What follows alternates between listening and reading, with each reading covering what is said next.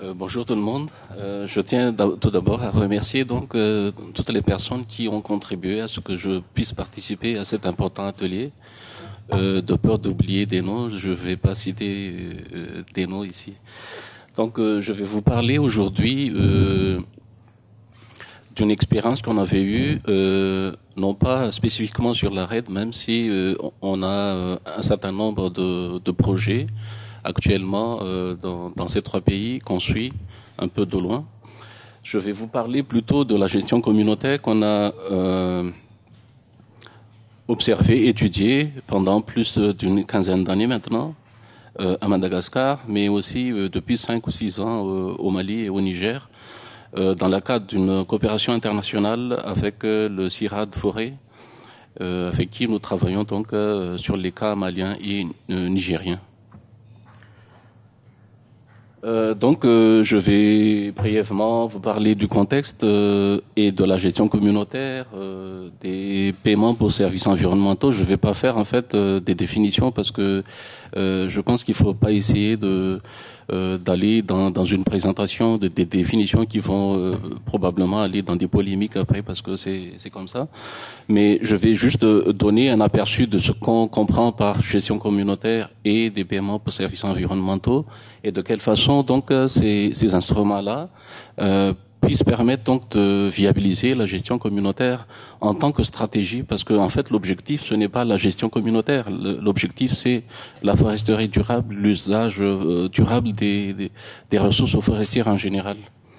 Donc je vais parler des questions clés, des approches méthodologiques qu'on a utilisées pour ça, et puis après donc de l'étude de cas à Madagascar, au Mali et au Niger. Et ensuite, je vais essayer de synthétiser un certain nombre de conclusions qu'on avait eues par rapport à ces études de cas. Et donc, le contexte, assez rapidement, c'est que depuis une vingtaine d'années, on a, devant l'ampleur donc de la dégradation des ressources dans le monde, tout le monde s'est un peu accordé sur la conclusion qu'il y a une inefficacité donc des actions publiques jugées trop centralisées la plupart du temps et l'insuffisance chronique des moyens. Donc sur la base de ça, le constat c'était que les communautés sont les mieux placées pour protéger les ressources puisqu'ils ils se trouvent à proximité de ces ressources-là. Donc c'est un peu à cause de ça qu'il y a eu une émergence donc des modèles de gestion délégués de gestion que j'appellerais ici donc la gestion communautaire. Ensuite, ces modèles-là préconisent en fait donc le renforcement des institutions locales pour la gestion des ressources naturelles. Ils donnent les moyens de prendre les meilleures décisions sur l'utilisation des terres et des ressources, et suppose donc implicitement le transfert de compétences et de l'autorité sur les ressources en général. Donc la plupart du temps, le phénomène de transfert de gestion porte donc sur des réformes institutionnelles et sur les changements sur le plan du pouvoir. La RAID, comme tout le monde le connaît un peu, donc fait partie donc de cette façon de générer donc le revenu nécessaire pour les paiements pour services environnementaux. Donc elle doit être considérée, même si on pense globalement au changement climatique, la RAID quand même c'est un instrument qui doit être utilisé pour permettre donc de viabiliser les ressources naturelles et de l'utilisation durable de ces ressources naturelles. Donc le mécanisme RAID est considéré ici donc dans cette étude de cas comme étant un financement, une des alternatives de financement qu'on peut utiliser donc pour viabiliser les gestions communautaires, mais aussi les gestions publiques en général, de façon à ce qu'on puisse aller vers l'objectif final qui est toujours donc l'utilisation durable des ressources. Donc la RAID Plus doit permettre de renforcer donc les stratégies en général et de permettre aussi de le renforcement des stocks de carbone. Alors les questions clés que nous nous sommes posées, c'est est-ce que d'abord la gestion communautaire est efficace, parce que là il y a un débat assez important au niveau scientifique sur l'efficacité des gestions communautaires. Donc il y a une partie des gens qui disent c'est quelque chose qui est efficace. Pourquoi? Parce que ils trouvent leur intérêt. Mais il y en a d'autres qui, beaucoup plus objectivement, se sont dit mais c'est quelque chose qui peut être efficace, mais qui ne l'est pas parce que il y a un jeu d'acteurs qui se met en place et qui fait que le concept il est dénaturé dans sa mise en pratique. Donc, pour pouvoir répondre à cette question, nous sommes dit bon, il faut essayer de voir donc quels sont les points forts et les points faibles, et quelles leçons peut-on tirer donc de tout ça pour améliorer son efficacité, parce que de toute façon, le concept est bon, il suffit. Même si suffit est trop simple, il faudrait essayer de travailler donc sur la meilleure façon de les mettre en œuvre. Donc à ça on a ajouté un peu une question sur un contexte changeant, parce que avant le RAID n'existait pas. Donc la gestion communautaire a été une stratégie qui a été mise en œuvre, mais on savait pas vraiment comment le financer. Maintenant avec la RAID, on peut se poser la question, maintenant qu'on veut utiliser durablement, peut-être d'une façon non extractive aussi, est-ce que la RAID, justement, en tant que paiement pour services environnementaux, pourrait être un instrument pour cela? Donc, la question qu'on se pose, c'est de quelle façon le mécanisme RAID peut-il renforcer la mise en œuvre efficace de ce modèle de gestion, et de quelle façon peut-elle renforcer la formulation et le développement d'une stratégie RAID plus efficace? Donc, dans un contexte où il y a un problème de gouvernance, ce qui est patent dans beaucoup de pays en voie de développement, sur quelle échelle doit-on travailler, quels acteurs institutionnels doivent être associés à ça, à qui payer, à qui appartient la forêt, la question de la propriété carbone est je pense une question qu'on n'a pas encore résolue jusqu'à maintenant. Et comment assurer la redistribution efficace donc de ce financement qui peut être utilisé pour viabiliser donc la gestion des ressources naturelles en général. Donc l'approche méthodologique qu'on a utilisée, c'est l'approche par la gouvernance. Donc l'analyse de la gouvernance par un cadre analytique qui comporte donc 5 parties. La première partie, c'est identifier quel est le véritable enjeu. Est-ce que c'est monétaire? Est-ce que c'est le foncier? Est-ce que c'est quoi l'enjeu? Qui sont les acteurs? Et quelles sont les interactions entre les acteurs? Quels sont les centres de prise de décision?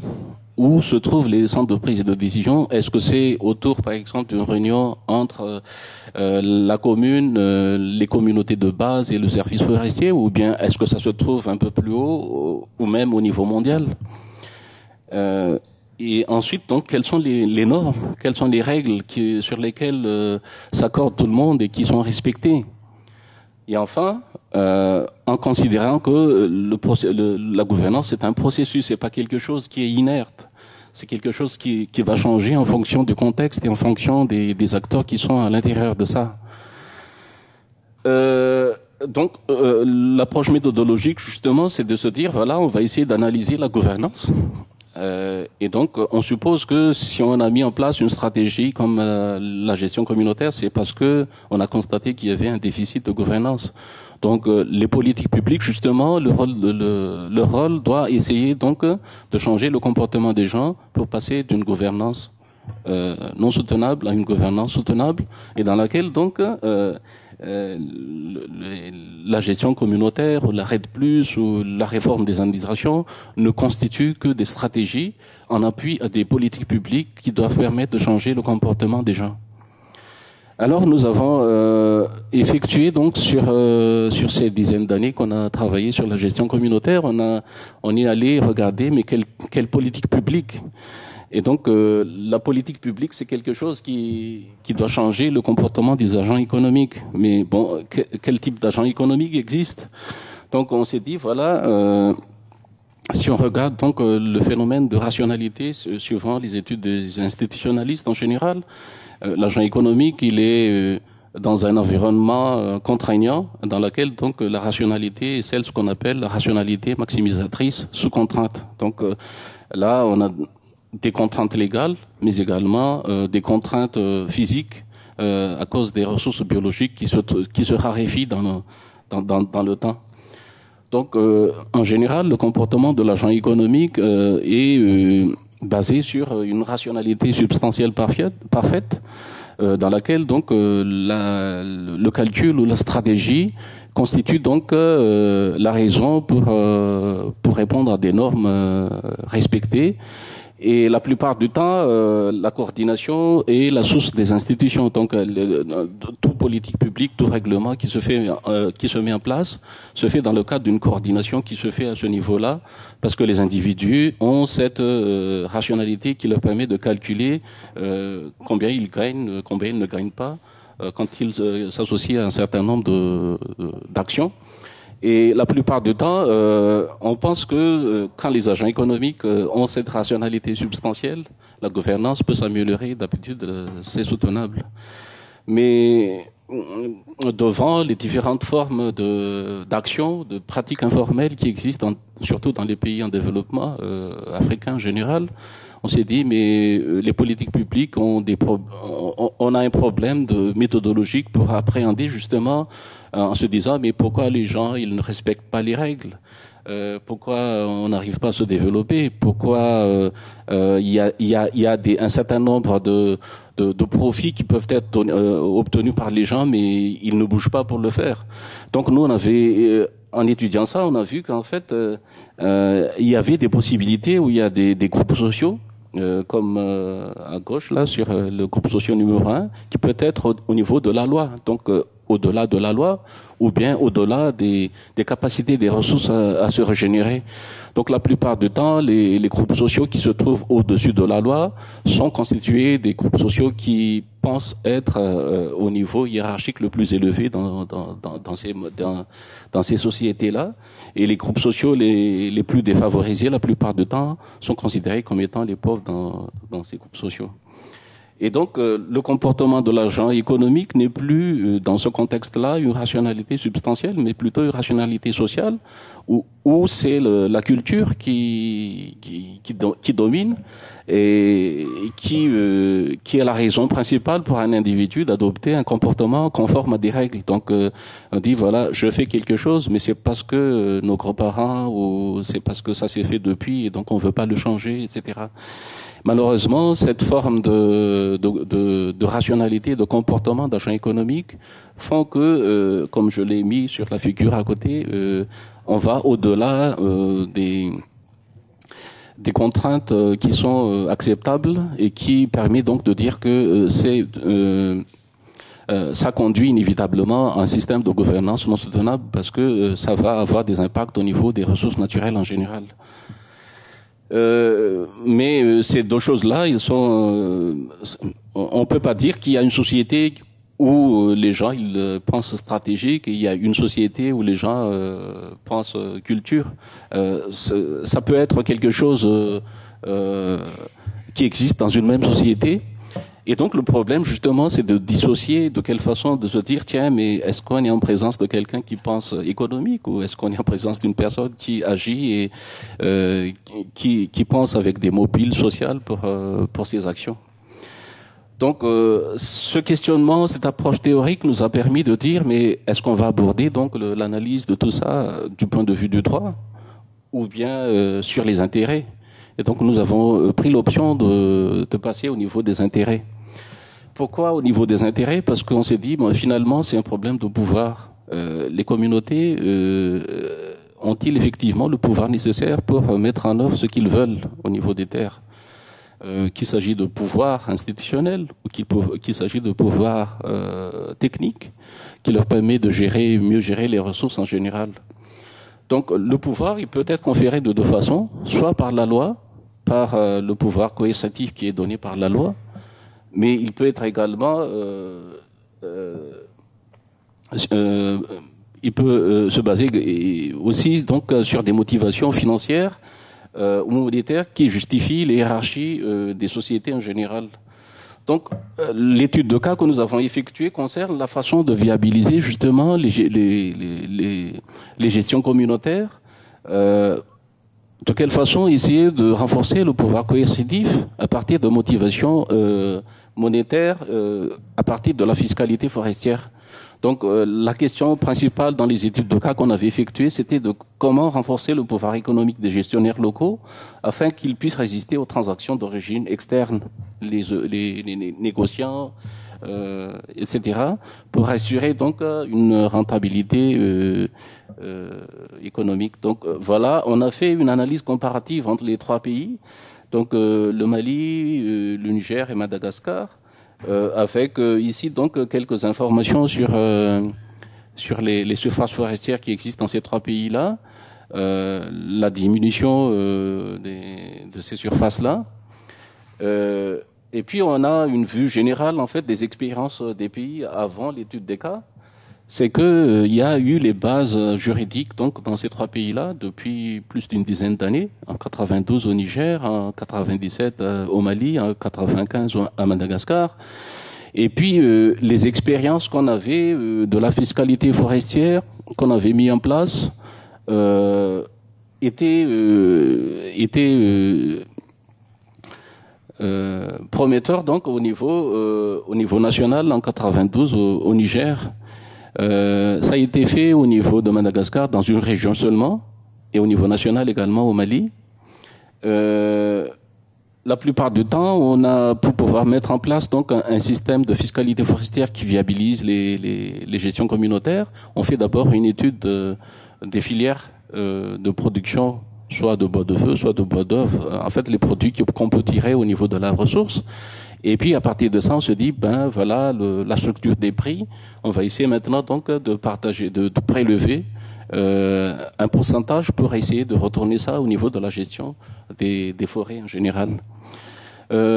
Puisque nous parlons de RED, donc j'ai essayé de donner également que ces trois pays-là mettent en œuvre aussi un certain nombre de projets. Madagascar, on a une stratégie nationale qui a été en cours et qui a été suspendue pour raison d'instabilité politique. Mais on a un certain nombre de projets RED qui sont en cours actuellement à Madagascar, au moins 5, dont une qui associe donc la foresterie communautaire. Il y a 2 projets, dont un RED au Mali et 2 projets communautaires, donc, mais plutôt donc sur les aspects de MDP au Niger. Donc le dispositif consistait à mettre en place un système de prélèvement fiscal négocié entre la commune, qui engage la responsabilité de l'État et au niveau de la région, les communautés de base qui assurent la gestion directe de la forêt et des prestations de base sur la base de plans d'aménagement. Donc il y a un plan d'aménagement avant de faire un prélèvement fiscal. Et puis le service forestier qui est là et qui ne se dit pas voilà, on a transféré donc on fait plus quelque chose, il est toujours là pour accompagner, assure le contrôle et accompagne donc les communautés pour la mise en œuvre du plan d'aménagement. Donc, sur la base de ça, quand il n'y avait pas des marchés ruraux, on a appuyé donc des marchés, l'émergence de marchés ruraux, puisque pour qu'il puisse y avoir donc négociation entre les gens. Donc, on a mis en place un certain nombre de marchés ruraux qui permettaient de faciliter donc le prélèvement de taxes au niveau local. Donc la taxe est prise au niveau local et puis redistribuée au niveau du service forestier et des communes. Le dispositif devait s'assurer également que le prélèvement fiscal autorisé contribue à renforcer la gestion locale et la durabilité par la mise en œuvre des activités d'aménagement. Donc à Madagascar, on a mis en place donc le bois énergie, enfin une fiscalité différentielle pour le bois énergie et le bois d'œuvre. La même chose au Mali et au Niger, on a travaillé sur le bois énergie et la gomme arabique. Donc les résultats qu'on a pu tirer sur l'efficacité de la gestion communautaire, mais qui a été donc renforcée par cette possibilité de financement qui existe, c'est que il y a beaucoup plus de points faibles que de points forts. Mais les points faibles, c'est surtout au niveau du jeu d'acteurs qui se trouve où la communauté de base constitue un enjeu. Ce n'est plus la forêt qui constitue un enjeu, c'est les communautés de base qui constituent un enjeu. Donc on veut s'approprier les communautés de base, on veut les utiliser, etc., etc. Donc, mais il y a quand même des points forts, hein. Le renforcement des capacités est palpable avec tout ça. Donc on a pu voir qu'il y avait des communautés qui se sont enrichies. L'indicateur qu'on avait, c'est qu'il y a plus d'événements sociaux, le mariage par exemple, où les gens achètent plus de biens et services. Finalement, la conclusion qu'on avait eue, c'était qu'il y a une efficacité conditionnée par la mobilisation et le transfert des ressources et des compétences. Donc, tant qu'il n'y a pas ça, la gestion communautaire restera vaine et on n'arrivera pas à aller dans une utilisation durable des ressources forestières en général. Et donc ça, c'est un petit tableau qui nous donne un peu la redistribution des taxes entre les acteurs. Donc j'ai essayé de reconvertir ça en dollars canadiens pour vous donner un aperçu de ce qu'on peut gagner avec un dispositif qui est assez simple, hein, c'est pas très compliqué, mais sur lesquels donc en fait les acteurs se sont convenus et se sont basés sur leurs propres intérêts d'abord avant de définir un certain nombre de règles qui ont été utilisées dans le cadre de cette expérience-là. Donc l'apport monétaire pour l'ensemble des pays, s'il s'agissait de la RED, avec un exemple, à 77 dollars la tonne équivalent CO2 par hectare, la fiscalité obtenue par la RED serait insignifiante, parce que s'il faut travailler sur la RED sur une période de 20 ans, elle n'arriverait même pas à avoir, parce que là on a des données annuelles, et on a une idée donc des sommes qu'on peut obtenir à partir de la RED. Donc les expériences ne peuvent pas être concluantes dans la mesure où les PSE sont assez limités. C'est trop peu. Les ressources financières obtenues sont peu importantes par rapport à l'aménagement. Donc le coût de l'aménagement est encore très élevé par rapport à ce qu'on peut gagner par cette méthode-là. Et ne permet pas donc de jouer un rôle incitatif ni dissuasif de l'illicite. Donc le problème en fait c'est les fuites. Donc quand on met en place un système dans une région, les gens ils vont pas aller là parce que là on paie des taxes, ils vont aller dans d'autres régions. Donc ça c'est le grand problème de ça. Malgré ça, donc l'expérience nigérienne a permis d'observer que le prélèvement fiscal, comme je l'ai dit tout à l'heure, permet de générer des ressources financières suffisantes pour la mise en œuvre des plans d'aménagement. Les explications sur Madagascar, c'est que l'expérience a été trop limitée. C'était une région sur une trentaine, sur 118 communes, on a travaillé sur 3 ou 4 communes seulement. Au Mali, c'est un défaut de montage même du projet qui ne nous a pas permis vraiment de dire comment ça marchait. Donc, ce qu'on peut dire, c'est que le concept de renforcement de capacité n'est pas à remettre en cause. Au contraire, le montage institutionnel est assuré d'apporter des avantages aux communautés quand il associe les communautés, bien entendu, le pouvoir décentralisé, les services déconcentrés. Donc, ça nous permet de dire à quel niveau il faut mettre en place donc les projets en général. Les projets ne doivent pas être isolés, parce que ça va créer des problèmes. Le service forestier doit être fort, parce que on ne doit pas se dire, voilà, on a transféré, donc le service, il peut dormir tranquille. Il y a encore un travail très important au niveau de contrôle forestier. La fiscalité constitue une incitation monétaire importante pour les membres de la communauté, donc c'est ce que j'ai expliqué tout à l'heure, ça contribue au niveau de la réduction de la pauvreté. Mais le système de taxation et la RED ne se ressemblent pas, puisque là, il y a une utilisation, donc il y a quand même des produits, en plus de l'argent, il y a quand même des produits, ce qui n'est pas le cas de la RED, où là, il faudrait donc essayer de voir de quelle façon essayer de monter les RED. Est-ce que ce sont des RED où on ne touche pas aux forêts, ou bien c'est des RED où on dit, voilà, on fait un un management durable, on calcule les gains, et c'est les gains qu'il faut essayer de financer par après. Et le grand problème, c'est les jeux d'acteurs, en fait, qui existent toujours, surtout quand les financements existent. La lutte entre les institutions étatiques centralisées, décentralisées, le jeu des acteurs non étatiques pour accéder au financement, les ONG qui se disent voilà, il faut aller dans les communautés, mais nous on veut de l'argent, ils sont pas capables, donc il faut nous donner l'argent, etc. Ça existe encore. La mise en œuvre du RAID doit tenir compte des acteurs en présence et de leur intérêt. Et je pense que l'efficacité de la gestion communautaire à partir de la mise en œuvre du RAID plus repose sur la redistribution équitable des incitations. Donc les trois acteurs de base qu'on a, c'est la municipalité, les communautés et le service forestier. La nécessité d'agir au niveau local, comme je l'ai dit tout à l'heure, le renforcement des compétences des communautés et des autres des autres acteurs prioritaires, et l'acceptation qu'une formule stéréotypée n'existe pas. Ça doit venir en fonction des contraintes et en fonction des régions. Et que l'acceptation que le financement RAID ne sera pas suffisant, sauf si on arrive à négocier un prix beaucoup plus élevé que ce qui existe actuellement au niveau international.